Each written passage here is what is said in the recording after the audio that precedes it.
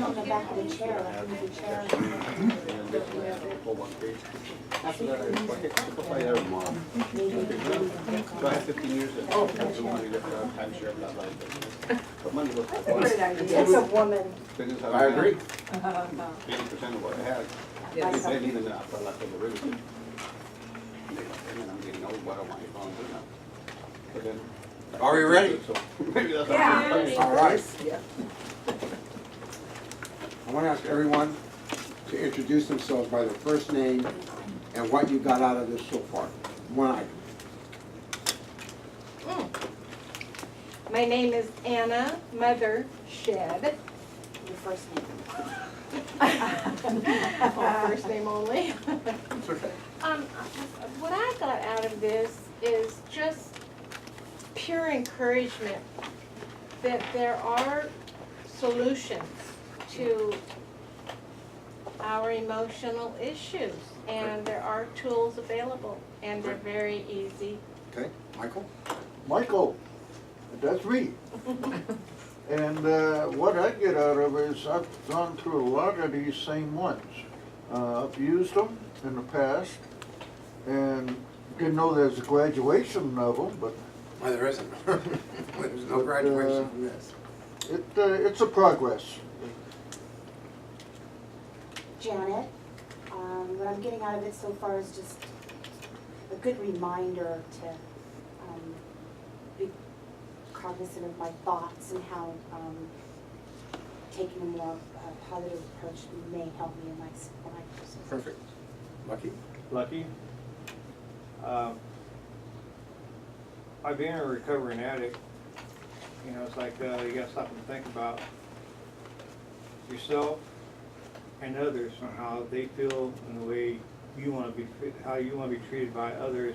And you got to treat the others the way, you know, the same way. Mm-hmm. Okay. Well, I've Linda. been exposed to, I'm Linda, and I've been exposed to this material quite a lot coming to yoga, but it's interesting how each time I hear it, it's like one little higher rung on the ladder where I believe it a little more internally. It's taken quite a while, but. Okay. Understood. Liz, act as if. That was the best stuff, the light bulb just switched on for me. Did we say that today? Mhm. We did? Act as if. I said that? Mhm. How'd I say it? It was part of the scripting, I think. Really? One of the classmates mentioned it. I said that. Oh, you Okay. said act It was as in if? reference to. Yeah, you said something Wouldn't else. it be, yeah. Yeah, It was would in it be reference to. nice or act Oh. as if? Wouldn't it be? Okay. Yeah. Great. Fake it till you make it. And your name? Yeah. Gloria. Gloria. Yeah, I think it's great, it's uplifting, and I think we all need this. I just wish I had it when I was a teenager instead of waiting. Never too late. Lydia? What I thought was most interesting so far is the scale that you had, where you're at the low point and there's all the way at the top. Because I feel like when I'm down, I'm always no, I need to be happy, I need to be positive, and I'm trying to skip over all those other steps, and that's why it's so hard to get to that point, because you don't realize you have to do little steps before you can feel fine again. Good. Great. Kim, and I realize that universe has a plan for me and a path for me, but it's not my path, and I can't really force it the way I'd like it to go. And I think that this class is actually in succession to a lot of other things that have been popping up in my face, telling me the same thing. Great. Thank you. Grace, be positive and be happy. Okay. Martha, I think it reiterated for me the law of self-fulfilling prophecy. Got it. John? My life is has a much brighter outlook than it did 2 hours ago. I'll tell you that. That's good. So do I. My name is Louise, and for me, I think I've always been a fairly positive person, but lately some things have happened that kind of derailed me. But I think the blah, blah, blah is really going to help me. That is the one thing I know I will use, and I know it's going to help me. Great, great. Manny, I think basically it's just, it's not where you are at, but at what direction you're headed. That's right. Great. Denise? I'm Denise, And I think that this has kind of reinforced a lot of the teachings that we've had through yoga and just some of the work that I've been doing. So Denise and Linda are beneficiaries of all this work because they've been working privately with me for almost 2 years now. And we do this every Tuesday night at 7:30 for the last, I think, 19 months. And so what they're getting is over and over and over. The mother of invention, as my sister, who's a school teacher, continued repetition until you get it. That's faking it till you make it. And then we have another book that we have with this course that we use on Tuesday nights. All of you will get a gift certificate for a private session based on what we did today. And you'll be invited to the night group if you so choose. Okay, scripting. So everything is always working out for me. I'm tuned in, tapped in, or turned on to my inner wisdom. Just get the sense of how does it feel when I'm talking. The energy that creates world is flowing through me. I'm a vibrational being. I live inside of a vibrational universe. I'm in a stream of well-being and success. Goodness abounds on my planet. The unfolding of my life is perfect. Good things are happening to me all the time. Everything is right on schedule. All is well. How's that sound? How's it feel to you? You start saying something like this over and over and over and over, that's a story. You're just telling the story the way you want it to be. What's the law of attraction say? Energy follows thought and returns to the source, the map maker, my thought. So the thought I put out is coming back. If I have 50 negative thoughts and 50 positive, nothing's going out, nothing's coming back. I'm in the circle. If I put out 52% negative, I'm going to be creating some negative experiences. Or if the 50% negative thoughts I think are stronger than the 50% of the positive, I'm going to get some negative feedback somewhere. Okay. What are beliefs? Wow. Where that comes? That looks like something new. This is not even in my thing here, so let's see what we have here. So what are beliefs? Anybody know? Something you hold to be true. Very well said. A thought that you keep thinking over and over and over, and all of a sudden you think is true. Give an example, anybody? Well, saying to yourself, I'm not smart enough to do that. They're usually statements that we first heard as children from our parents. Mm-hmm. Like, you're not big enough to do that, or Not smart enough, not big enough. you'll never be anybody in this world. And all it is a thought, frozen in time, that you've accepted into your life is true. Girls don't play football. Girls don't play football. As a matter of fact, there's a quarterback girl that plays better than the guy. So, how do you know if it's a negative belief or positive? How it by your feeling? Thank you very much. What'd you say? How it makes you feel. How do you feel? What did you say? How do you feel? If I feel bad, and you can, and there's a thought going, well, that thought is a belief of negativity. So feelings are something we receive that's truth. That's right. Wow. Yeah. Oh, yeah. That's the only guidance system you really have. Feel good, feel bad. You cannot keep up with 60,000 thoughts in a day that you think.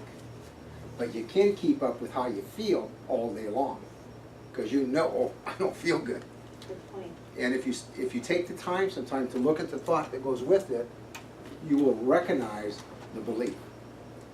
Now, here, in this leading edge, we don't go about changing the belief. We go about changing the thought. The feeling. We look for a better feeling. So I'm feeling bad. Positive mental attitude, thoughts of uncertainty, okay, I'm going to take that other one out. Thoughts of uncertainty, doubt, or negativity are removed by thinking the opposite thought. So, I see where this is. Okay, so, the belief. Is it your belief it's easy to lose weight or it's difficult to lose weight? It's difficult. That's a belief. Now, we have experience showing us it's difficult, but the belief was there first. So, this is, you'll find this, so, when I discovered this, I think I wanted to go out and get drunk after 20 years of sobriety.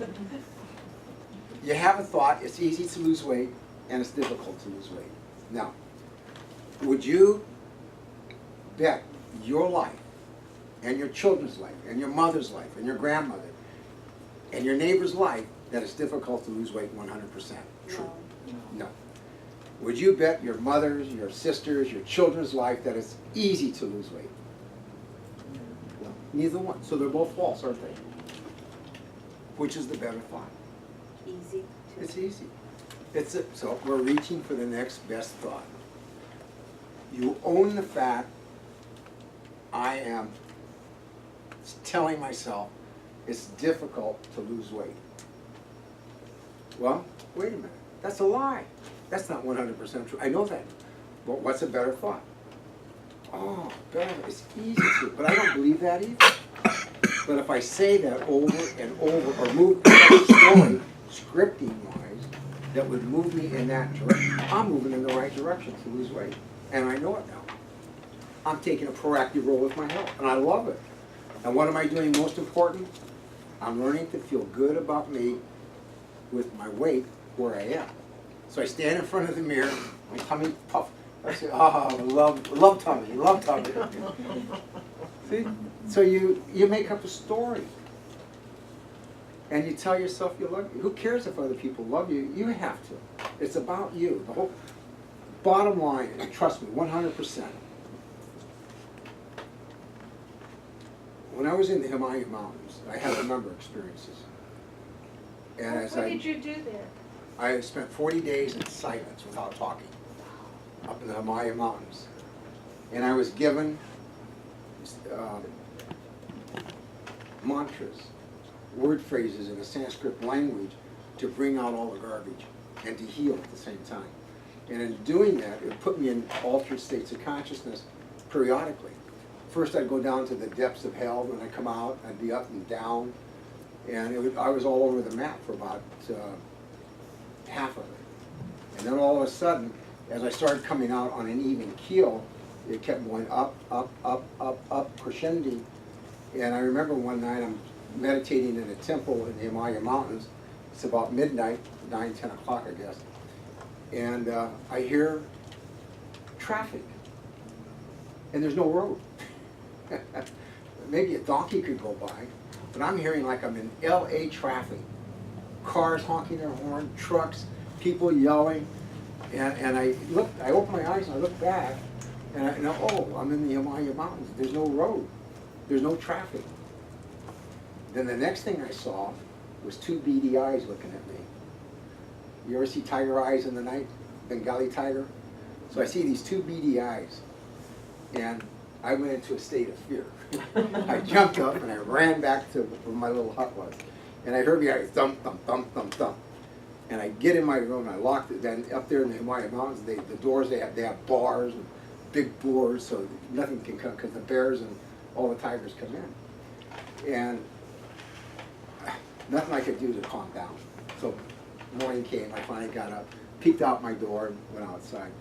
It was a hallucination. It was not true. It was fear coming up in me, coming out. That's all. There was no tiger. There was no LA freeway, no traffic.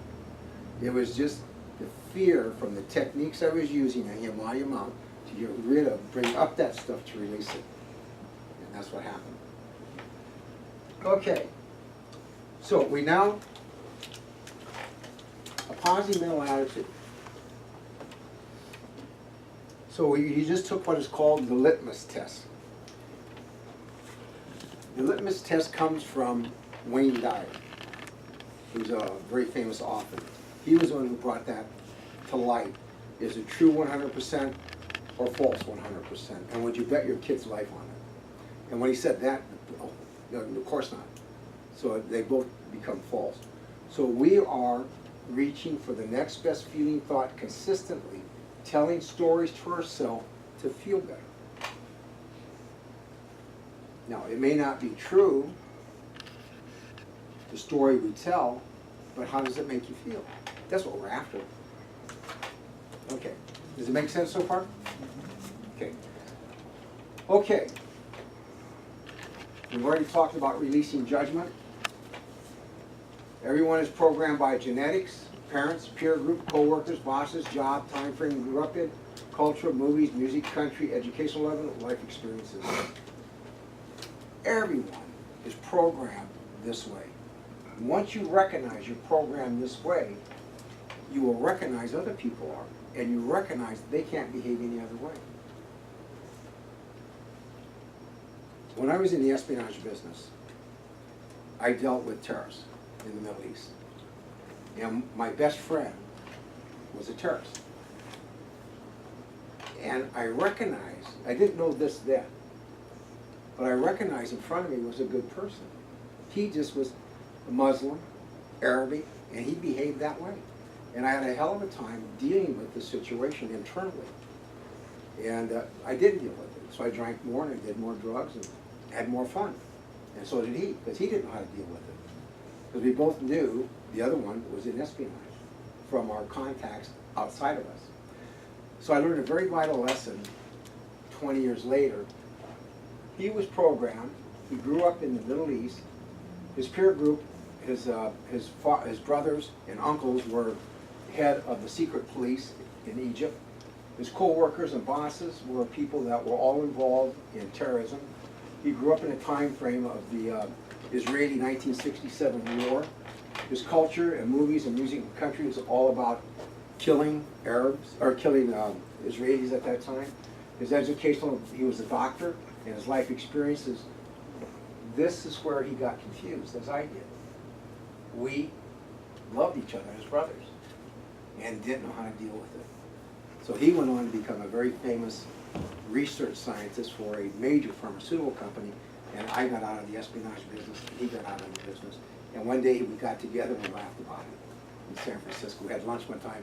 He says, you know, I always didn't like that about you. And I said, what?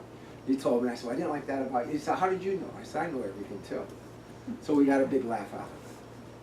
So those are the, but what was there, okay, was the lesson. What is the lesson there? Releasing judgment. That's the lesson. Recognizing 20 years later, all this is how we are today. That's where we're at. Okay, the empowering question. Take out handout number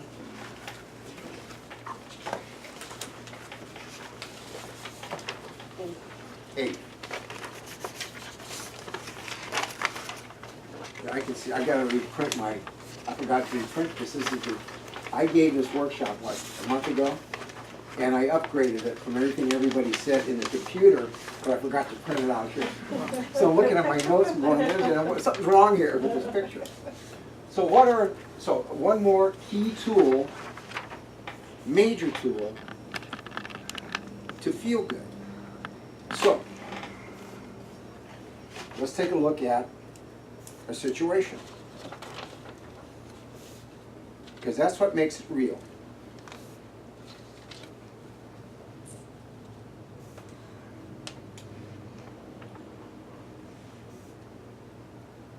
Okay. So, you have someone in your life that you are judgmental about. Well, you can ask yourself, let's take a real life example.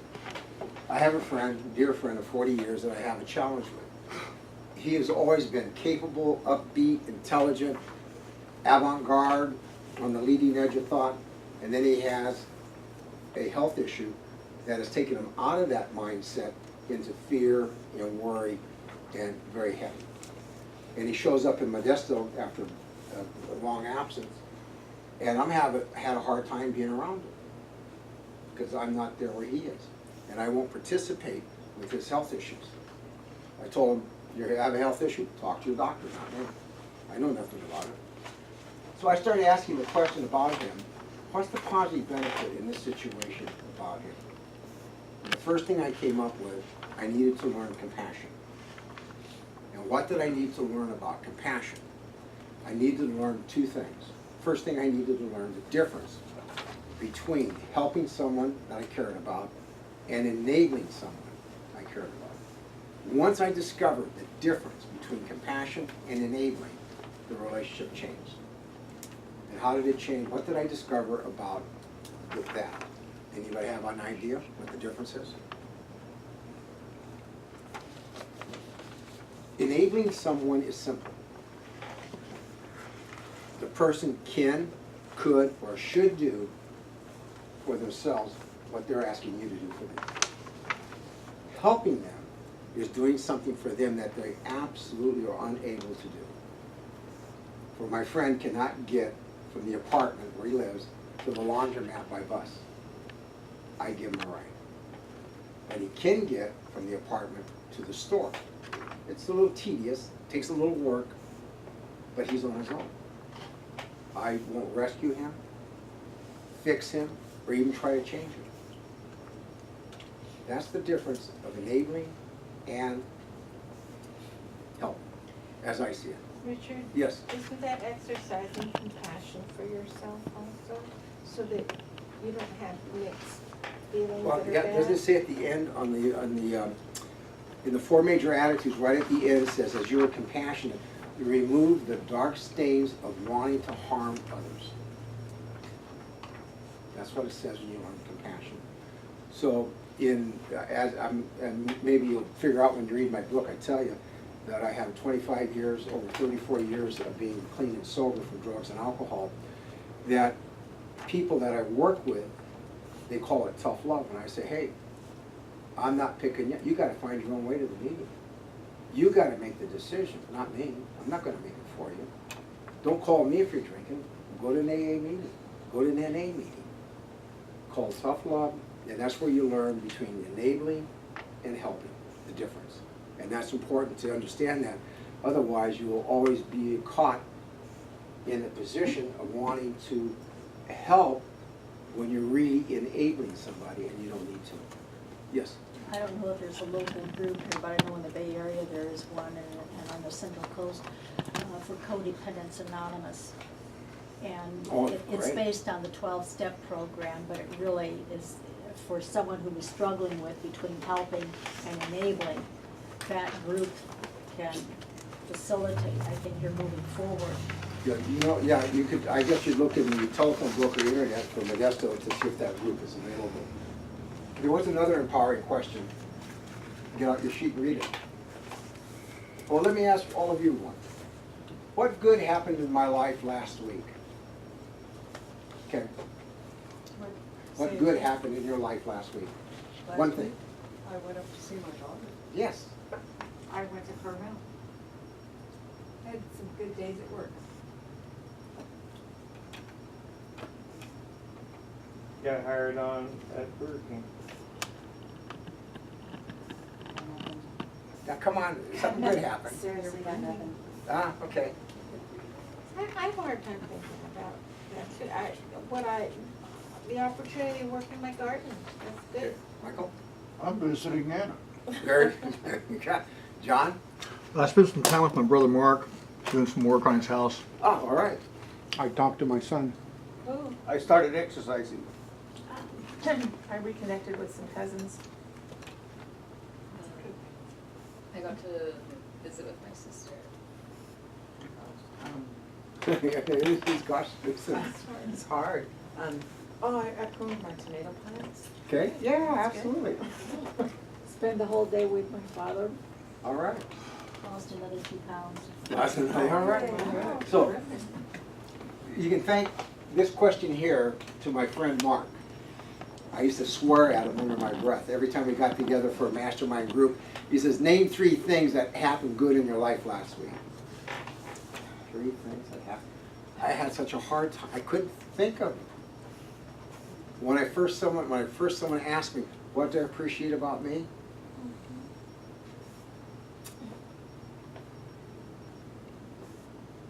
Now, I'll let you know tomorrow. I couldn't, I did not think this way.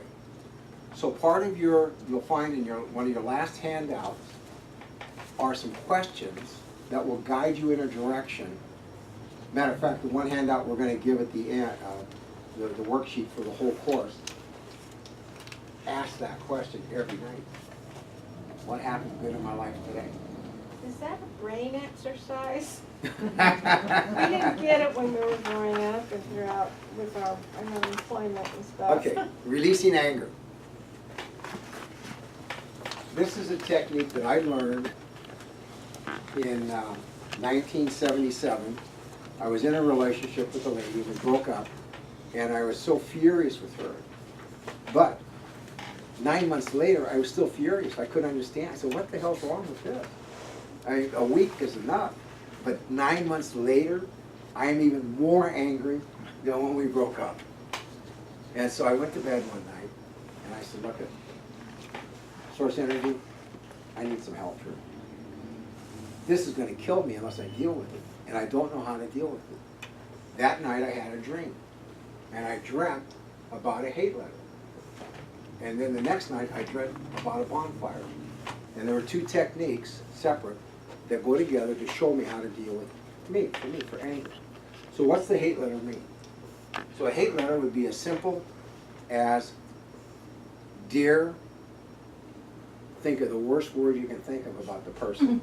Not dear dad or dear mom, it's dear S-O-B or something of that nature. And then every word thereafter is taken from that lexicon. You so-and-so, I hate your guts. That's a hate letter. You sign it, you write it, you date it, you sign it. You burn it that night. You get up in the morning, you write it even stronger the next day. That night, you read it, burn it. You keep writing it until you start laughing. That this is stupid. It took me 3 letters to this woman, and I was done. And then I did this with it. Now, what this was a technique where I dreamt this. I was in a dream, and I'm walking down a path, and all of a sudden there's a path off to the side that got my attention. And I took the path, and I walked into this meadow about 15 feet in circumference. Pitch black at night, but in the middle of the meadow was a bonfire. And I walked up to the bonfire, and I'm looking across to the other side, and I can see people in the shadows, but I can't make out their faces. And then I hear a voice tell me, call the person forward who you need to deal with your anger. Don't choose them, let them step out of the shadows. So I said, okay, whoever I'm the most angriest at, that really is under my, step out of those shadows, I'm gonna kill you. And who stepped out? Who do you think stepped out? The girl. Yourself. No, not me. The girl. My dad. My dad stepped out. And it was like a shock. So then I'm standing on this side of the fire, and I'm trying to figure out, well, what do I do now? And then the voice said, just walk through the fire. Your dad comes up to the fire, standing there waiting for me to cross the fire. And I'm thinking, well, do I walk through it? Do I walk around it? Do I jump? How do I? It's too high to jump, and it looks too big to walk around. And the voice tells me to walk through the fire. It won't burn you. It will burn out, burning the anger out of your system. And when you get to the other side, tell your dad anything you want to say. Hit him, shoot him, stab him, beat him, whatever you want. He cannot do anything. He's just going to stand there and say thank you. So I went through the fire, got on the other side, and I let my dad have it. I couldn't believe how angry I was. I had no idea. And all this rage came out of me at my dad. 2 days later, I'm talking to this girl. She said, where have you been? Richard, I haven't heard from you for 9 months. I said, well, I've been dealing with stuff. The anger was gone. So then, in the dream, I was told to write down 10 people that I was the most angriest at, that I thought. And go to that bonfire as often as possible to deal with it, and don't tell that person to come. Let the person come out who you think, who your subconscious tells you you need to deal with, and write hate letters to them. So I did this whole process. It took me about a year to get through 10 people, because I would take breaks. I wouldn't go on and on and on every day. I would break time. So I don't recommend it for anyone or everyone. If it takes, you can do either the hate letter or the bonfire or both. I did both and got tremendous, and was able, after 20 years of putting my dad out of my life, able to be with him, talk with him, enjoy him, and be there for him when he died. Which, before I did this, if he died, that was a big deal. Die on his own. I don't care what he does with the money. Give it to charity for all I cared. I didn't want it. I just knew I didn't want him in my life. I didn't know the rage that was with it. So, just one more technique in mastering your emotion. Another one, this is a mirror technique. This is, I learned this being in business, in a management position of having to hire and fire people. Hiring is easy. Firing is not so easy. So what I did, I wrote out a script on the situation that I wanted to change with an employee. And the script would go something like, you know, we hired you, I hired you because of these qualities, and they are great qualities. And you got a great career here going. But on this side of the ledger, these are the qualities that stand out even stronger now, that are negative, that are going to get you out the door. You're going to create for yourself leaving the company. What do you think we can do to change it? So I made them look at, oh, you're right, I am acting this way, and I'm going to leave it. And I said, you're going to be the one responsible. No one's going to fire you. You're going to get fired because you wanted to get fired. And we're going to carry out your wish. And that's all we did. So what I would do, I wrote that out first, and I got in front of a mirror, and I talked out loud to this person in the mirror until I felt comfortable, confident, strong, easy, with no malice or hate, or I'm going to fire you because you're bad. No. And I did that over and over and over. And after I fired a couple people, no one else got fired. Everybody said, oh, I think they mean business here in this company. So it's just one more technique of how to feel good about yourself. And that's all these are techniques. Now, value of your history. Another major technique to feel good. Matter of fact, this is a major key, and I'll link it to showing you something with it. How do you view your history? What kinds of things do you tell yourself about your past? Okay, I could say I was a spy, I betrayed my best friend, I was drunk, I fell in the gutter a number of times, I wanted to kill terrorists all over the world, blah, blah, blah. I can go down that road, and I hate my wife, she divorced me, lost everything. Or I can go down the road and say, look, I was in the espionage business and I met some incredible people that helped me grow. And the one person who was also in this, he's my best friend 45 years later.